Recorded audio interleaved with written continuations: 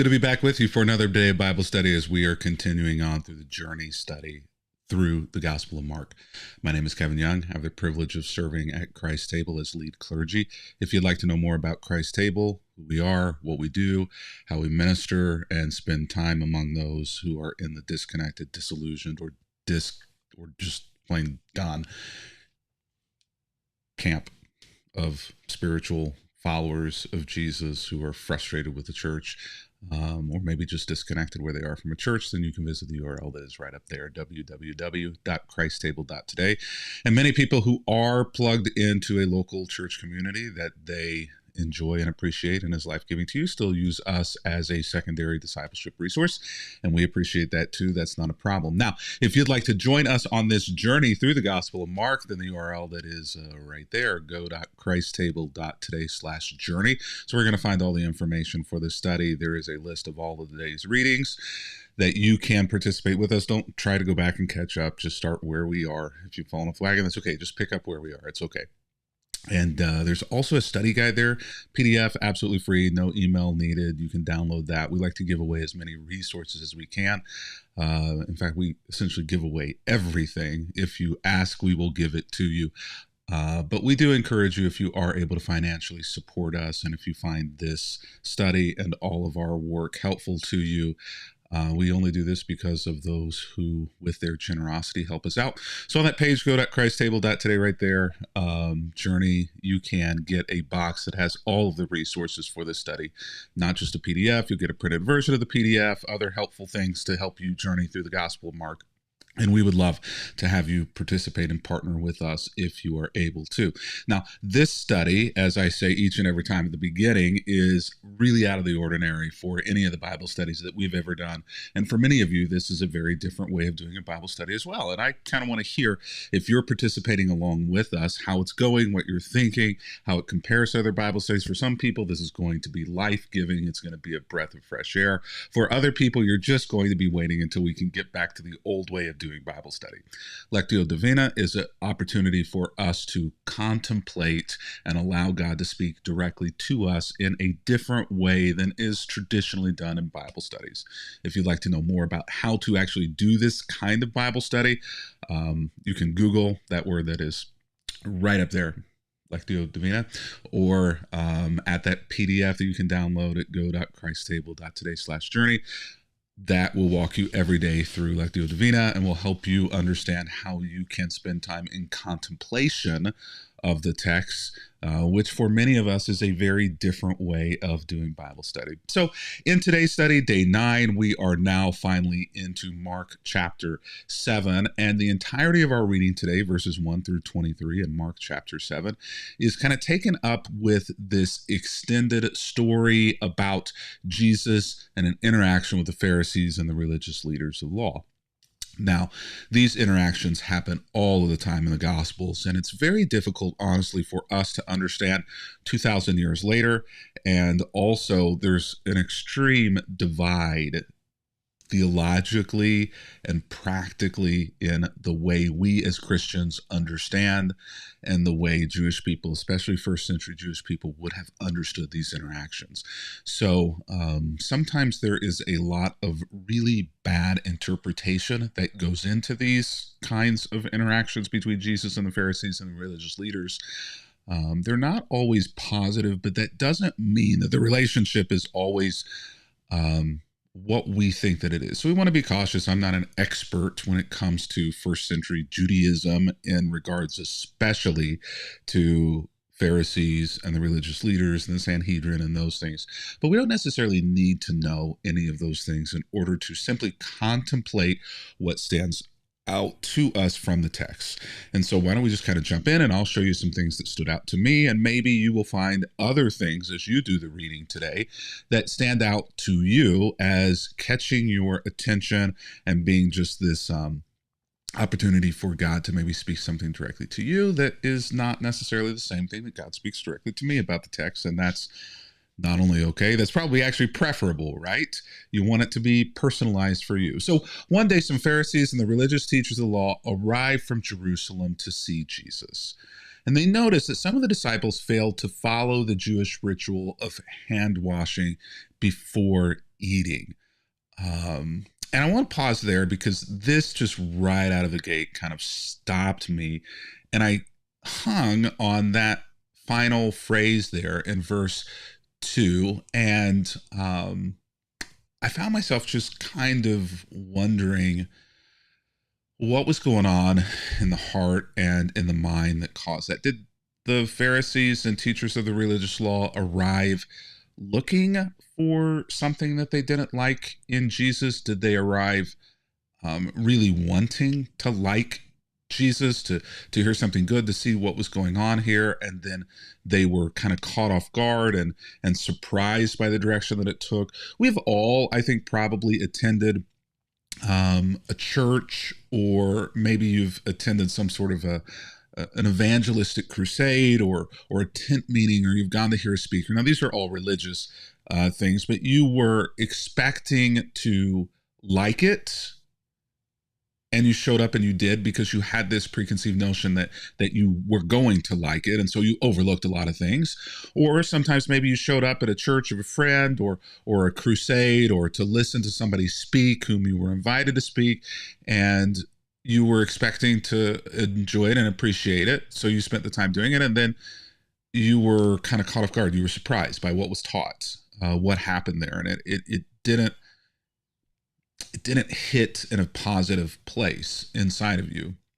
Maybe you showed up to something expecting not to like it, and you were surprised in a positive way by what you experienced there. You were surprised the opposite direction. And even if this hasn't happened in a religious experience, many of us, you take in a school class that somebody suggested as an elective, and you got in and you were surprised or shocked by what happened there. Someone invited you to hear a band or a concert, gave you a CD, which will show you how old I am, or a record, or an 8-track tape, or told you to download, on your phone or your other listening device something, and you were surprised that you liked it. You'd never heard this person, you hadn't ever paid attention to this genre, or you didn't like it. We've all had those experiences, and I wonder here what the Pharisees and the religious leaders were expecting whenever they showed up. If they came with an open heart, with an open mind, or if they came with a closed heart and a closed mind. But either way, what happens here, and this is what kind of caught my attention, was that they don't pay attention to Jesus' words or his teachings. They pay attention to what Jesus does, and not Jesus even here in particular, but some of his disciples. Not all of his disciples, but some of his disciples fail to follow a Jewish ritual of hand washing before eating. And so, like, we're showing up to this thing where Jesus, the rabbi, is teaching and preaching, and they've traveled away from a long ways from Jerusalem in order to see Jesus in particular. And they don't pay attention to Jesus. They don't pay attention to all of his disciples. They don't pay attention to the teaching or the other people there, but they pay attention to this very small group of people who are his disciples, who are doing this act. Now, I don't want to downplay any of the significance of what's going on here. That's not our point in this study, to nuance and to dissect all of the things that are going on here and lay blame as right or wrong or whatever. But simply, for me, the question became, were they paying attention to the right thing or the wrong thing? And I'm not judging whether they were paying attention to the right thing or the wrong thing here, because that's not the reason I posed that question. The reason I posed that question is because I often wonder in my life, and here comes the contemplation and God speaking to me, I often wonder in my life now whether or not I'm paying attention to the right things or the wrong things. We went to this Journey concert. In fact, I've got the hat. I should have worn it today. I've always loved Journey. First time I've ever seen Journey in concert. 50th anniversary tour, lifetime experience for someone. And I spent a good part of the concert paying attention to 2 or 3 women who were in front of me, who were older than me, but who were acting younger than my children in their behavior. They were a little inebriated. They were paying no attention to anybody who were around. They were having a good time, but it was distracting me because they were in between the stage and me. And I was frustrated. And so I spent a good part of the concert griping to Sally, sitting right next to me, over this. And she's like, You're here to see the concert. You're paying attention to them. And so I wonder, in religious context though in my life, how often I miss what I'm supposed to see, or the main thing that I'm supposed to experience there or to learn, because I'm looking at something else. Maybe not a bad thing, but I'm just distracted. So this kind of frustrates Jesus a lot, and I'll let you read the passage. Jesus goes off on the Pharisees and the religious leaders, and he makes this statement: for you ignore God's law and substitute your own tradition. Then he said, you skillfully sidestep God's law in order to hold on to your own tradition. And this just kind of hit me upside the head. How many times do I sidestep God or good in order to hold on to something that is a religious tradition? This is really hard because for many of us who have been in religious context for any length of time, we have blessed our religious traditions and our doctrinal thinking. We believe that our way of doing things and our list of dogmas and doctrines are in line 100% with the heart of God and with the Bible.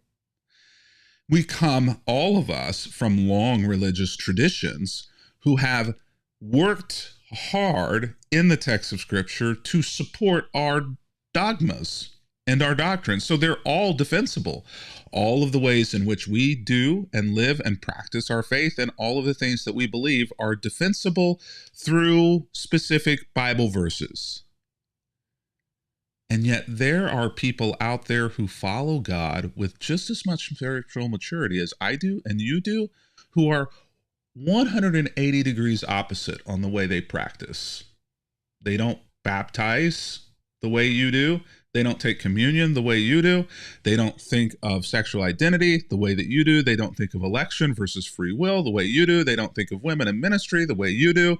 And I could go on even things that weren't culturally things, but things that the church has argued over for 2,000 years, and say there are people who follow God, come from long religious traditions, hundreds, thousands of years old, 180 degrees opposite from you, and use Bible verses in order to support their dogmas and their practices.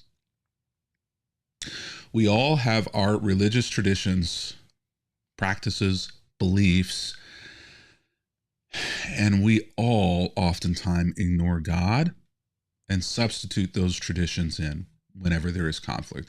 In fact, we won't accept conflict. We will use phrases like, the Bible clearly says. You know, there's somebody who believes 180 degrees opposite of you on that topic, and you know what? The Bible clearly says. Well, I believe the Bible and I believe truth. Well, you believe your interpretation of the Bible. Communications 101. Go take a college level course in communications. Everything gets interpreted. That Bible you're reading is an interpretation. And even if you have the original Greek or Hebrew text, first of all, you don't have the original Greek and Hebrew text. They've all been hand copied, and the oldest of them are centuries after the writing. But either way, it's still an interpretation. If we can't admit that we have our own religious traditions that some, maybe many, perhaps most, don't match up to God, we're in the same place that the Pharisees and the religious leaders were, and Jesus is yelling at us. Is yelling at me. If we can't come to stories like this, to the text, and say, hey, there is a great, huge probability that my religious traditions is actually skillfully sidestepping what God wants. Y'all, you're standing in the shoes of the people that Jesus is shouting at here. I'm standing in the shoes of the people that Jesus is shouting at here.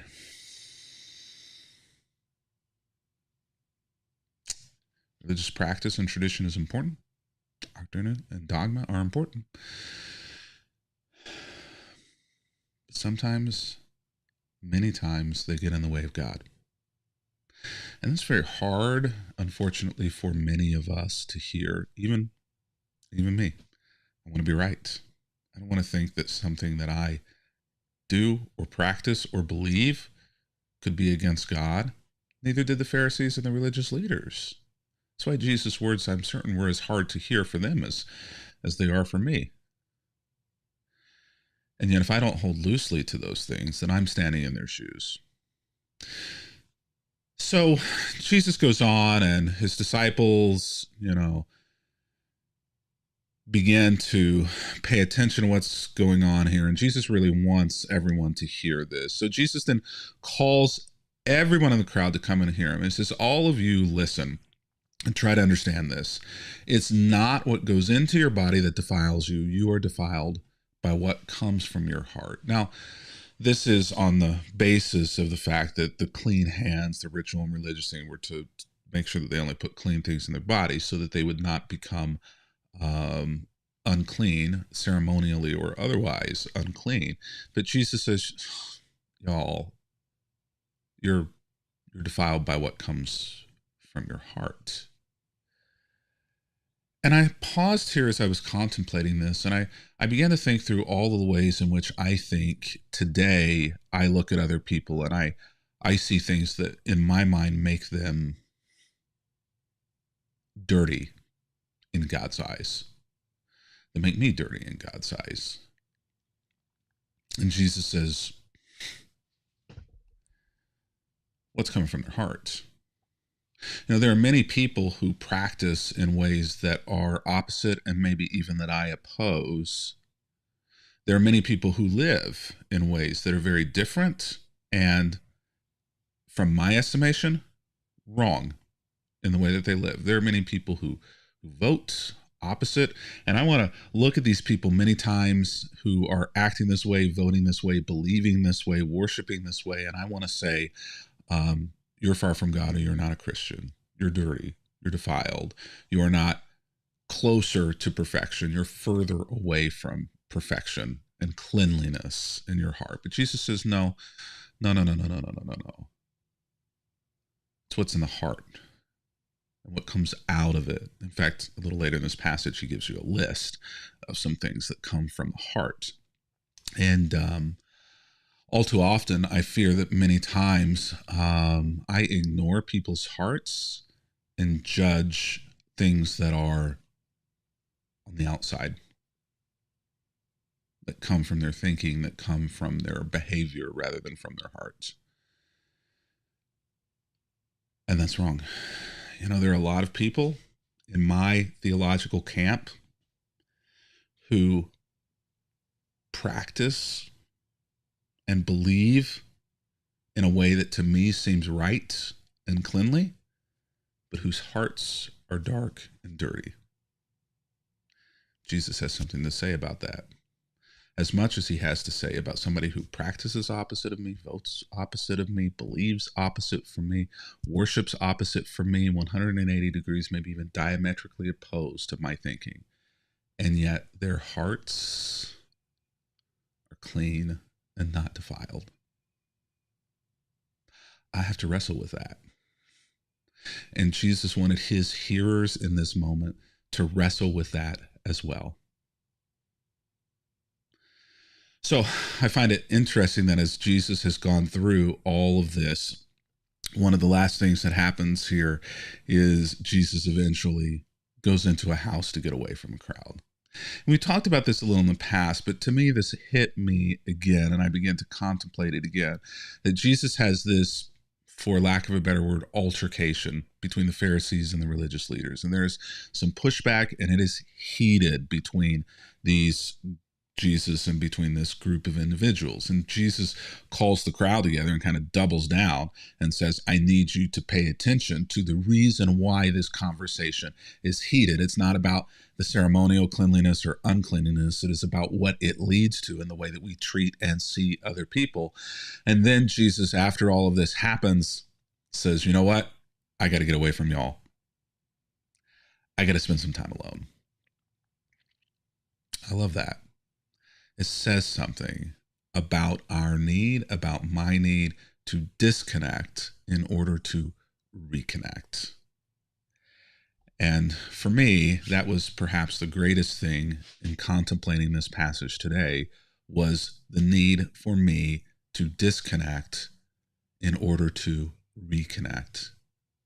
For you, I hope that you will read the passage today, and that as you do this contemplative lectio divina, that you will identify some things that stand out to you from here, that God will speak to you. Maybe some of those are the same parts that stood out to me, but maybe yours are completely different. And I would love to hear what stands out to you and what you notice in the passage and what you are moved by. Now, again, if you'd like the resource to help you walk through this process of contemplative Bible study, right there is the URL, go.christstable.today/journey. Well, that's all the time I have for today. Looking forward to being back with you tomorrow as we continue on in our journey through the Gospel of Mark. But until that time, happy reading.